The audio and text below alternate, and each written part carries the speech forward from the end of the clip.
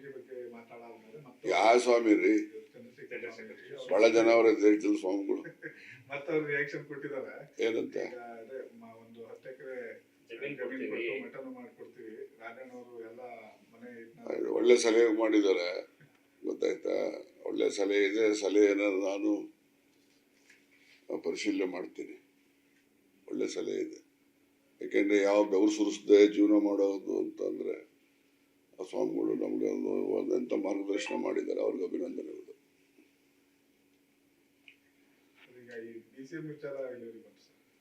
DCM ವಿಚಾರ ಏನದ್ರಲ್ಲಿ ತಪ್ಪೇನಪ್ಪ ಇದೆ ಕೇಳಿದ್ರೆ ತಪ್ಪೇನಿಲ್ಲ. ನಾವೇನು ಅಂತಿಮವಾಗಿ ನಿರ್ಣಯ ಮಾಡೋದು ಕಾಂಗ್ರೆಸ್ ಪಕ್ಷದಲ್ಲಿ ಹೈಕಮಾಂಡ್ನವ್ರು ಮಾಡೋದು. ನಾವು ಕೇಳ್ದೇನೆ ಇದ್ರೆ ಅವ್ರ ಗಮನಕ್ಕೆ ಏನು ಹೋಗ್ತದೆ? ನಾವು ಕೇಳಿದೀವಿ. ಅಂತಿಮವಾಗಿ ಹೈಕಮಾಂಡ್ನವರು ಏನ್ ನಿರ್ಣಯ ತಗೊಳ್ತಾರೋ ಆ ನಿರ್ಣಯ ಎಲ್ಲರ ಮೇಲೂ ಕೂಡ ಅದು ಬೈಂಡಿಂಗ್ ಇರ್ತದೆ. ಅದರಲ್ಲಿ there is nothing is there to find fault ಅಂತ ನಂದು ವಾದ.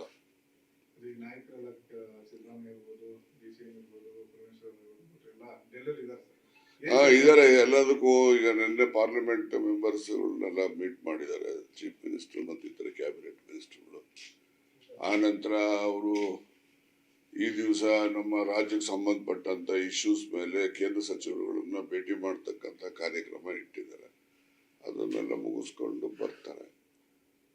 ಹಾಗೇನೆ ವಿರೋಧ ಪಕ್ಷದ ನಾಯಕರಾಗಿ ರಾಹುಲ್ ಗಾಂಧಿ ಅವರು ಏನು ಅಧಿಕಾರ ಸ್ವೀಕಾರ ಮಾಡಿದ್ದಾರೆ, ಅವ್ರಿಗೂ ಕೂಡ ಅಭಿನಂದನೆಯನ್ನ ಸಲ್ಲಿಸ್ತಕ್ಕಂಥ ಕೆಲಸಕ್ಕೂ ಕೂಡ ಈ ಸಂದರ್ಭನ ಉಪಯೋಗ ಮಾಡ್ಕೊಳ್ತಾರೆ.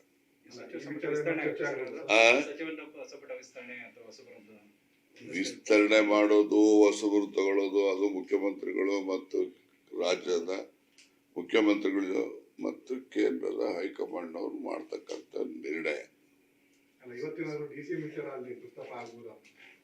ಅವರು ಮಾಡ್ತಾರೋ ಇಲ್ಲ ಗೊತ್ತಿಲ್ಲ. ಮಾಡೋರು ಮಾಡ್ತಾರೆ. ಕೆಲವು ಜನ ಪದೇ ಪದೇ ಹೇಳ್ತಿರ್ತಾರೆ, ನೋಡಿ ಹಾಗಾಗ್ತದೆ ಹೀಗಾಗ್ತದೆ ಅಂತ ಹೇಳೋರು ಹೇಳ್ತಿರ್ತಾರೆ. ಆದ್ರೆ ಹೈಕಮಾಂಡ್ ನಲ್ಲಿ ಬಂದ್ರು ಬರ್ಬೋದು, ಬರ್ದೇ ಇರ್ಬೋದು. ಅದು ಯಾಕೆ ನಾನು ಅದ್ರ ಬಗ್ಗೆ ಏನು ನಿಖರವಾಗಿ ಹೇಳಲಿಕ್ಕೆ ಆಗೋದಿಲ್ಲ.